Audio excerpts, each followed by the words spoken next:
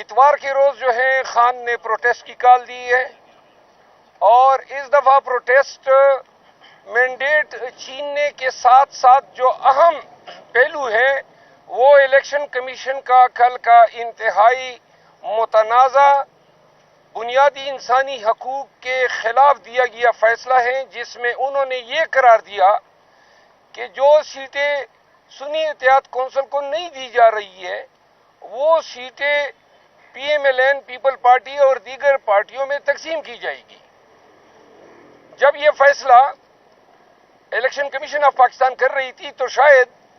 ان کی عقل گھاس چرنے گئی تھی، کیونکہ جو یہ پارلیمنٹیرینز بننے ہیں یہ ووٹ تو پاکستان تحریک انصاف کو ملا تھا، لوگوں نے پی ٹی آئی کو ووٹ دیا تھا کہ یہ اس پہ ریزرو سیٹ بنائے اور ریزرو سیٹ پہ ان کی نمائندگی ہو پارلیمان میں۔ الیکشن کمیشن نے ووٹروں کا مینڈیٹ جو ہے پی ایم ایل این کو دے دیا، پیپل پارٹی کو دے دیا۔ یہ آئین، قانون، اخلاقیات کے ساتھ ایک انتہائی گھناؤنا اور سنگین مذاق ہے، تو لہذا الیکشن کمیشن کے خلاف احتجاج، اس فیصلے کے خلاف اور مینڈیٹ کی چوری کے خلاف احتجاج جو ہے اتوار کے روز ہوگا۔ خان صاحب نے جو ہے پاکستانی قوم سے اپیل کی ہے کہ جب تک پاکستان کے وہ تمام مقتدر حلقے جنہوں نے پی ایم ایل این کو، پیپل پارٹی کو، ایم کیو ایم جیسے پارٹیوں کو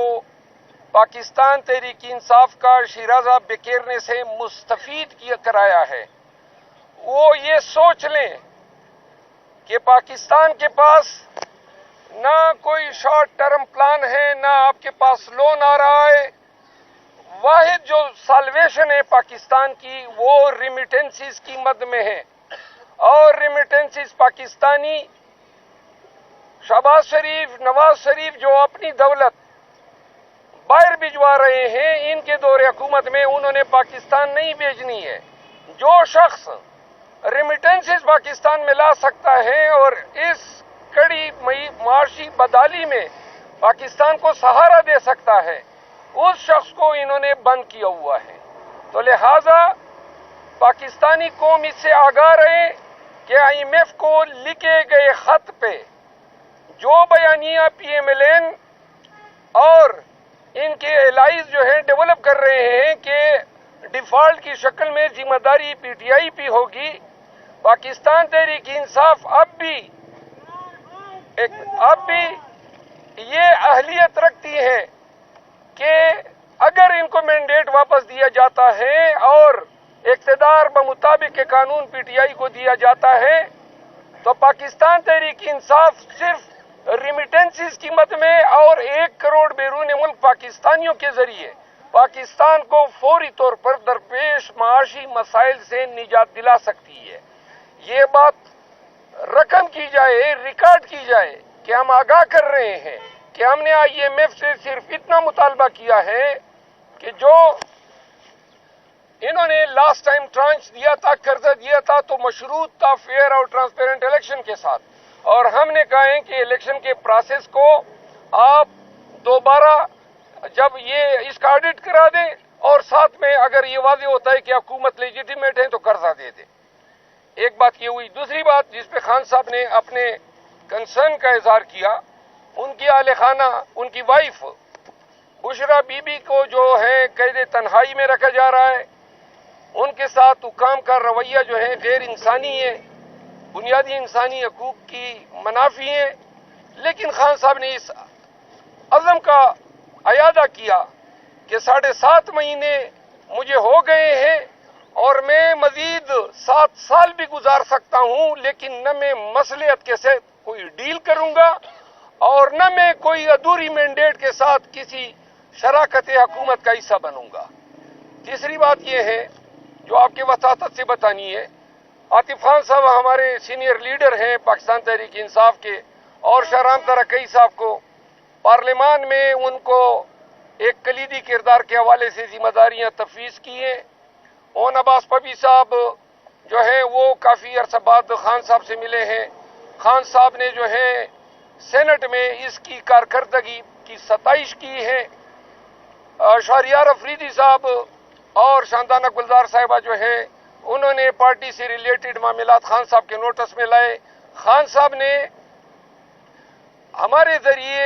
پاکستان تحریک انصاف کے ایم این ایز کو اور تمام صوبائی اسمبلیوں کے ایم پی ایز کو یہ پیغام دیا ہے کہ جپیاں نہ ڈالی جائیں. ایوان کے اندر کسی بھی حزب اقتدار کے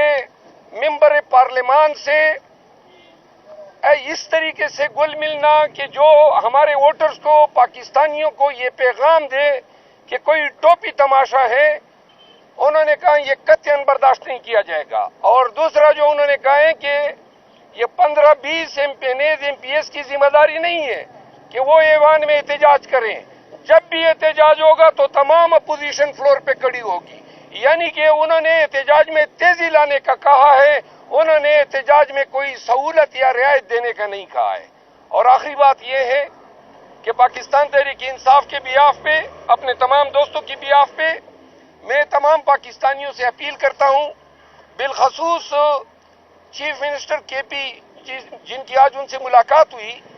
ان کے لیے بھی یہ پیغام دیا اور شاہد خان صاحب خود بھی وہ بات کر گئے. خیبر پختونخوا کے لوگوں نے پشاور میں اتوار کے دن تاریخی ریکارڈ احتجاج کرانا ہے. خان کا مطالبہ ہے کہ پشاور میں جو احتجاج ہو اس کی خبریں دنیا کے آخری کونے تک جانی چاہیے. اور اسلام آباد اور راولپنڈی میں احتجاج کی ذمہ داری مجھے تفویض کی ہے. ہم اسلام آباد میں احتجاج اور پنڈی میں احتجاج کے حوالے سے دونوں تنظیموں سے ملاقات کرنے کے بعد انشاءاللہ آج رات ہی ہم اعلان کریں گے کہ ہماری اسٹریٹجی کیا ہوگی، کہاں سے شروع ہوں گے. لیکن اس دفعہ خان صاحب نے پارلیمنٹیرینز کو بھی کہا ہے کہ اسلام آباد اور پنڈی کے احتجاج میں وہ شریک ہو جائے. یہی ایک جو بیسک بات ہے وہ یہی ہے کہ اگر ہم پارلیمنٹ میں الیکٹ ہو کے آئے ہیں، ہم نے وہی جو عوام کا مینڈیٹ ہے، انہی کا غصہ، انہی کی جو ان سے ووٹ چھینا گیا ہے، وہ بات ہم نے چھوڑنی نہیں ہے. وہ بات ہم نے نہ عدالتوں میں چھوڑنی ہے، نہ وہ ہم نے اسمبلی میں چھوڑنی ہے، اور نہ ہم نے سڑکوں اور گلیوں اور چوکوں پہ چھوڑنی ہے. وہی ہم کرتے رہیں گے جب تک ہمارا مینڈیٹ نہیں مل جاتا. یہاں تک خان صاحب نے کہا ہے کہ کسی ممبر کو، کسی کو اگر اٹھایا جاتا ہے، اب